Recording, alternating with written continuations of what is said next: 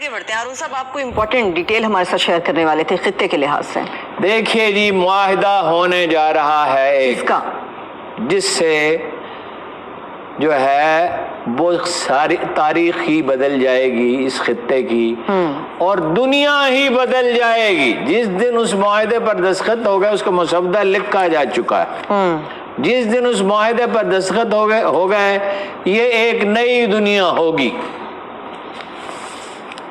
معاہدہ یہ ہونے والا ہے جس کی حسن روحانی کی کابینہ نے منظوری دے دی ہے، صرف پارلیمنٹ سے اپروول درکار ہے، اور اس میں بظاہر کوئی رکاوٹ نہیں ہے. صحیح.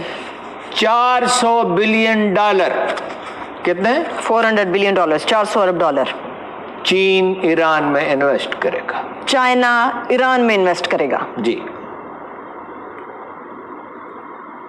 اگر آپ کو شبہ ہے تو یہ جو وقفہ ہوگا اس میں آپ نکالیں نیو یارک ٹائمز. میرے پاس یہ ہے ہارون صاحب، میرے پاس یہ ڈیٹیل ہے. اس میں کوئی ڈیٹیلز ہیں؟ مجھے شبہ نہیں ہے، میں نے پڑھا. میں نے اپنے طور پہ بھی اس کو کنفرم کیا ہے، جتنی تھوڑی بہت ایک معمولی اخبار میں اس کی بساط ہو سکتی ہے. ایکسپرٹ سے پوچھا ہے بھائی پاسبلٹی ہے کہ نہیں کوئی سیبوٹاج کر دے گا؟ انہوں نے کہا کون سیبوٹاج کر سکتا ہے؟ وہ تو پاکستان میں بھی تیار تھے.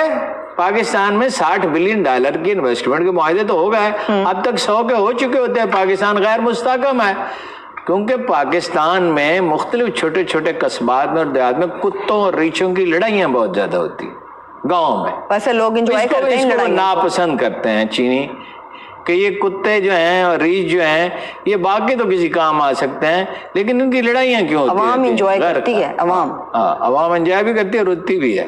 ہاں جی، کتنا وقت ضائع کیا. ہاں یہ بات ٹھیک ہے.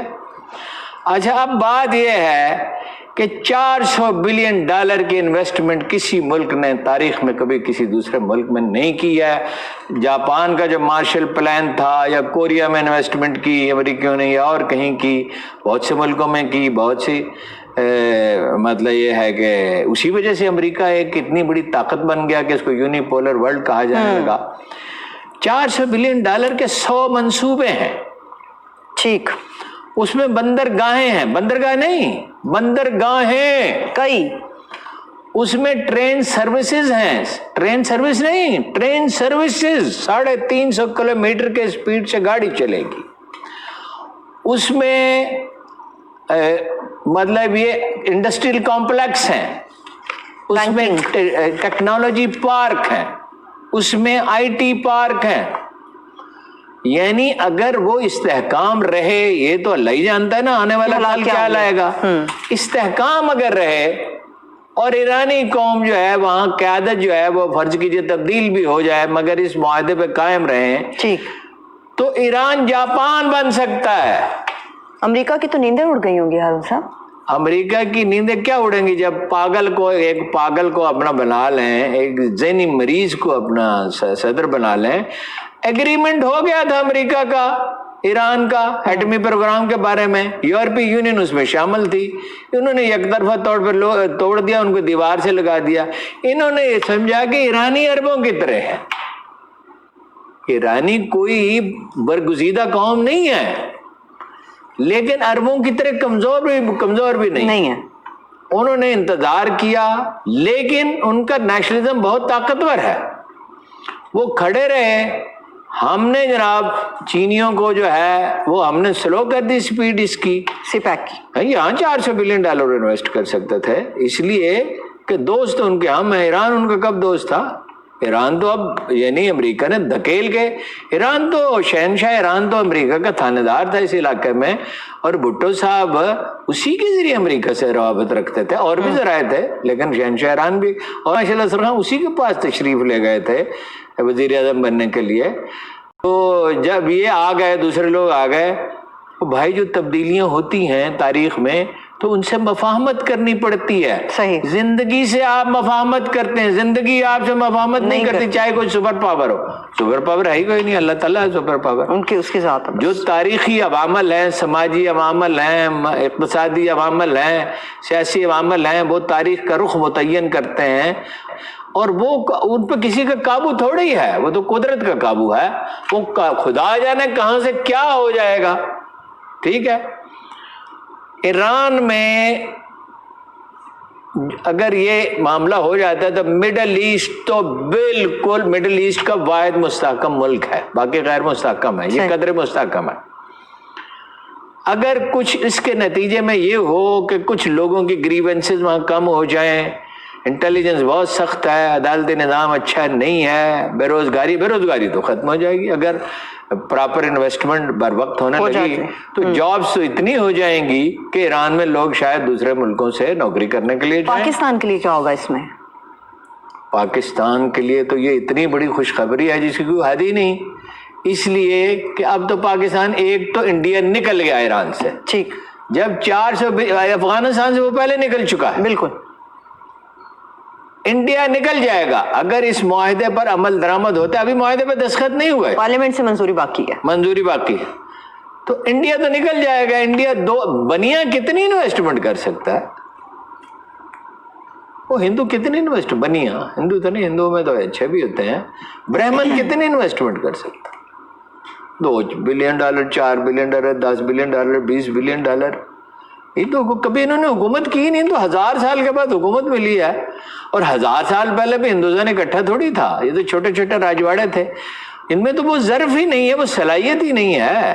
چین تو ایک قدیم سویلائزیشن ہے، ایران بھی ایک قدیم سویلائزیشن ہے۔ ایرانی معاشرہ اگر اعتدال اختیار کر لے تو ایران تو ایک زبردست قوم بن کے ابھر سکتا ہے، عربوں کے ساتھ اپنی غیر ضروری مخاصمت ختم کرے۔ قصور اس میں عربوں کا بھی بہت ہے، صرف ایرانیوں کا نہیں ہے۔ تالی ہمیشہ دونوں ہاتھوں سے بچتی ہے ہارون صاحب۔ تو اچھا، مجھے نہیں پتا تھا، میں سمجھتا ایک ہاتھ سے بچ جاتی ہے، میں نے سوچا آپ کو بتا دوں۔ تو یہ واقعہ رونما ہو گیا ہے، اور اس کے نتیجے میں امریکی پالیٹکس پہ بھی اثرات ہو سکتے ہیں میرے خیال میں، کہ جو بائیڈن جیت جائیں، اگر وہ یہ کہیں کہ میں ایران کے معاملے میں جو انتہا پسندی ہے اشارہ دیں کہ وہ اختیار نہیں کروں گا، اور اگر امریکی قوم نے یہ فیصلہ کیا، دیکھیں نا امریکی صدر ڈونلڈ ٹرمپ صاحب ہیں بلیک میلر، انہوں نے کہا 1 ہفتے میں ہمارے بغیر حکومت نہیں چل سکتی۔ سعودیوں نے احتجاج کیا، مگر اتنا ہی کیا جتنا کوئی ایسا ذاتی ملازم ہو جس کو بے روزگار ہونے کا خطرہ ہو تو وہ دھیما سا ہلکا سا سر ایسے تو نہ کریں، تو انہوں نے کہا سر ایسے تو نہ کریں۔